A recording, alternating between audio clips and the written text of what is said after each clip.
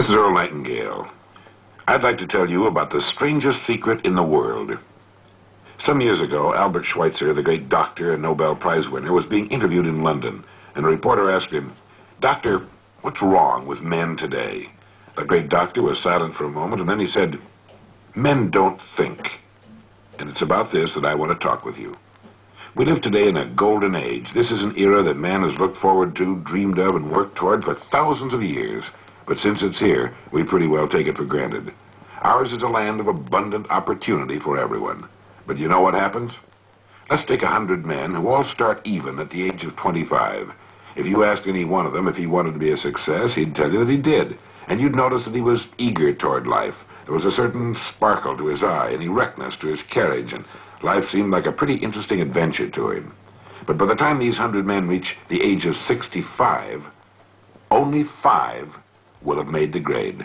Only 5 are successful. When we say only 5% achieve success, we have to define success, and here's the definition. Success is the progressive realization of a worthy ideal. If a man is working toward a predetermined goal and knows where he's going, that man is a success. If he's not doing that, he's a failure. Success is the progressive realization of a worthy ideal. Rollo May, the distinguished psychiatrist, wrote a wonderful book called Man's Search for Himself. And in this book he says, the opposite of courage in our society is not cowardice, it's conformity.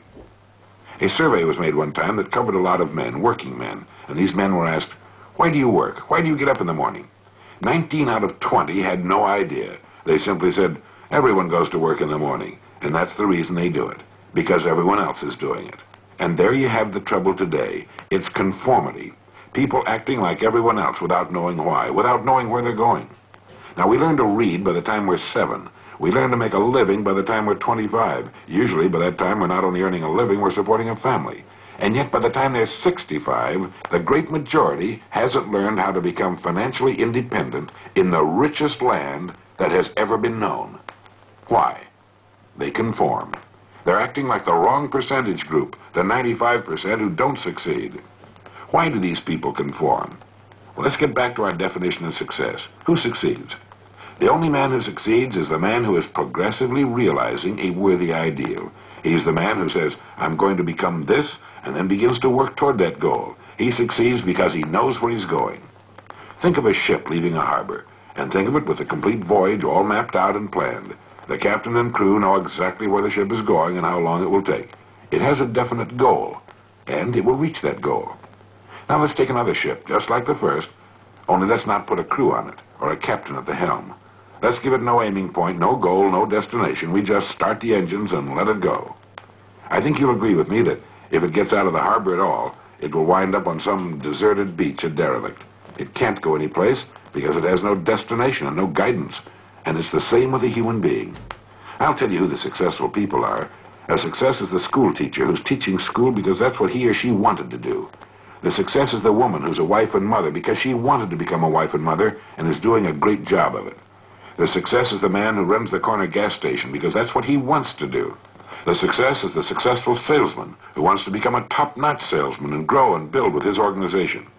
A success is anyone who is doing deliberately a predetermined job because that's what he decided to do deliberately. But only 1 out of 20 does that. That's why today there really isn't any competition unless we make it for ourselves. Instead of competing, all we have to do is create. For 20 years, I looked for the key which would determine what would happen to a human being. Was there a key, I wanted to know, which would make the future a promise that we could foretell to a large extent? Was there a key that could guarantee a person's becoming successful if he only knew about it and knew how to use it? Well, there is such a key, and I've found it. Here's the key to success, and the key to failure. We become what we think about. Now let me say that again.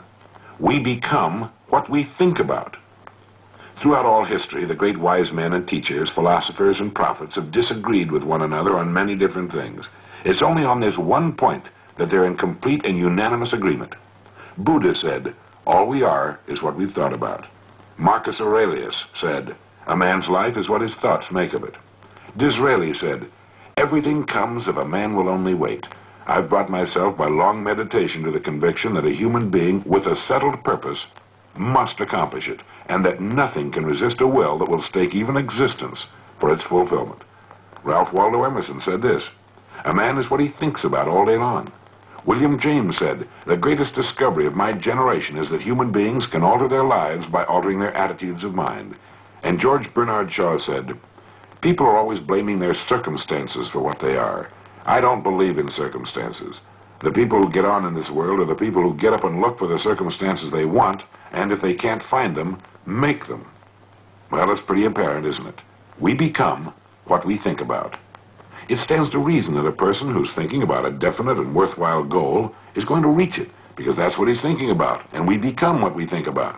Conversely, the man who has no goal, who doesn't know where he's going, and whose thoughts must therefore be thoughts of confusion and anxiety and fear and worry, becomes what he thinks about. His life becomes one of frustration, fear, anxiety, and worry. And if he thinks about nothing, he becomes nothing. You see, the human mind is the last great unexplored continent on Earth. It contains riches beyond our wildest dreams. It will return anything we plant in it. Now, you might say, but if that's true, why don't people use their minds more? Why don't they till their fertile mental soil? We have the answer to that, too. Our mind comes as standard equipment at birth. It's free, and things that are given to us for nothing we place little value upon.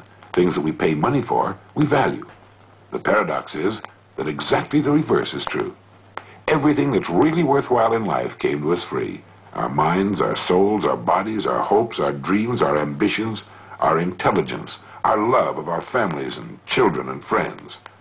All these priceless possessions are free. But the things that cost us money are actually very cheap and can be replaced at any time. A good man can be completely wiped out and make another fortune. He can do that several times. Even if our homes burn down, we can rebuild them. But the things we got for nothing, the really valuable possessions, we can never replace. The human mind isn't used merely because we take it for granted. It can do any kind of a job we assign to it, but generally speaking, we use it for little jobs instead of big, important ones. Universities tell us that most of us are operating on about 10% of our abilities. Decide now. What is it you want? Plant your goal in your mind. Give yourself direction and a destination. It's the most important decision you'll ever make in your life. You see, the very law that gives us success is a two-edged sword. We must control our thinking. The same rule that can lead a man to a life of success, wealth, happiness, and all the things he's dreamed of for himself and his family, that very same law can lead him into the gutter.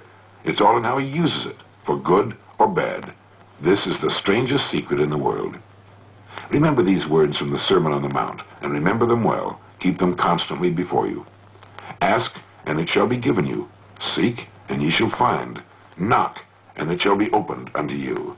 For every one that asketh receiveth, and he that seeketh findeth, and to him that knocketh it shall be opened. It's as marvelous and as simple as that. In fact, it's so simple that in our seemingly complicated world, it's difficult for an adult to understand that all he needs is a purpose and faith. Above all, don't worry. Worry brings fear, and fear is crippling. The only thing that can cause you to worry is trying to do it all yourself. Know that all you have to do is hold your goal before you. Everything else will take care of itself. Remember also to keep calm and cheerful. Don't let petty things annoy you and get you off course.